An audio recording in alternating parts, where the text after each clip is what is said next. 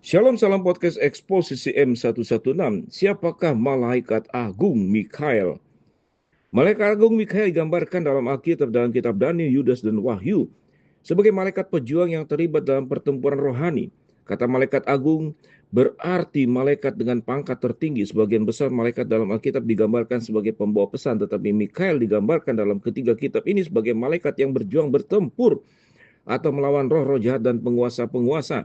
Daniel 10 ayat 13 dan ayat 21, Yudas 1 ayat 9, Wahyu 12 ayat 7. Kita tidak memiliki gambaran lengkap tentang malaikat manapun dan hanya ada dua yang disebutkan dalam Alkitab dan yang lainnya disebut dengan Gabriel.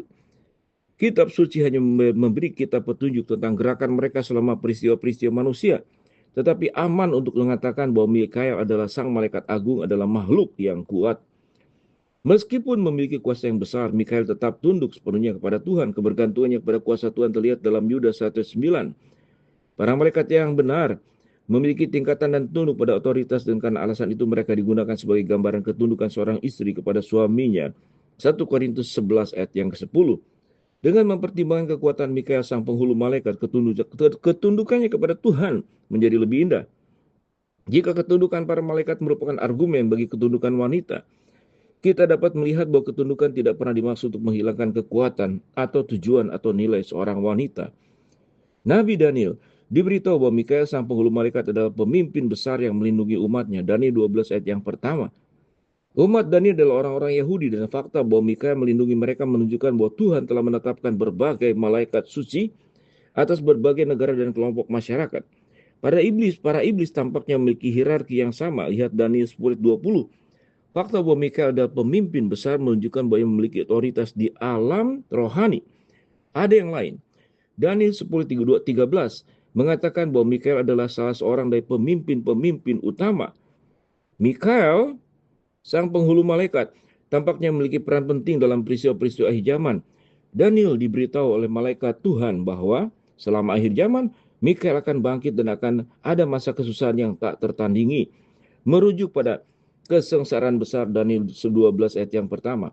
Israel dijamin perlindungan selama masa itu yang akan diikuti oleh kebangkitan besar orang mati. Sebagian kepada kehidupan kekal dan yang lain kepada rasa malu yang kekal. Daniel 12 ayat 2. Pengangkatan gereja akan disertai oleh suara penghulu malaikat. 1 Tesalonika 4 ayat 16. Ini bisa merujuk kepada Mikael, tetapi kitab suci tidak secara khusus menyebutkan di sini. Penyebutan terakhir tentang Mikael, sang penghulu malaikat, muncul dalam Wahyu 12 ayat 7. Selama masa kesengsaraan, terjadilah peperangan di surga. Mikael dan malaikat-malaikatnya berperang melawan naga itu, dan naga dan malaikatnya itu melawan. Mikael dan pasukan surga mengalahkan naga itu atau setan, dan iblis dilemparkan ke bumi di sana. Dalam kemarahan, setan pergi berperang melawan mereka yang menuruti perintah-perintah Allah, memegang teguh kesaksian mereka tentang Yesus. Wahyu 12 ayat 17. Ada perang rohani yang sedang terjadi atas hati dan jiwa umat manusia. Mikael sang penghulu malaikat adalah seorang pangeran. Ada satu pangeran malaikat yang kuat yang melindungi Israel dan penuh patuh melayani Tuhan. Dengan melakukan pertempuran melawan setan, iblis dapat melakukan yang terburuk, tetapi dia tidak cukup kuat untuk menaklukkan pasukan surga. Wahyu 12 ayat 8. Shalom.